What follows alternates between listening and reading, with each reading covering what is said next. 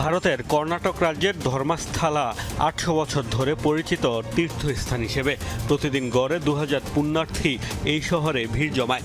ধর্মস্থলায় অবস্থিত আলোচিত ভগবান মঞ্জুনাথের মন্দির নিয়ে এক অভিযোগের জেরে শুরু হয়েছে তোলপাড়। ঘটনার সূত্রপাত গত ৩ জুলাই।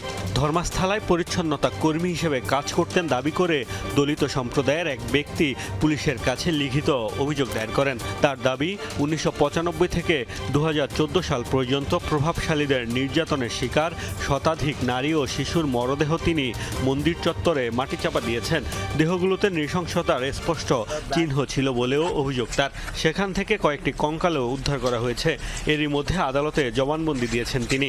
আদালত তার নাম প্রকাশ করেনি।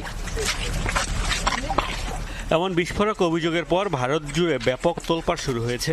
এতদিন পর কেন এই বিতর্ক উঠে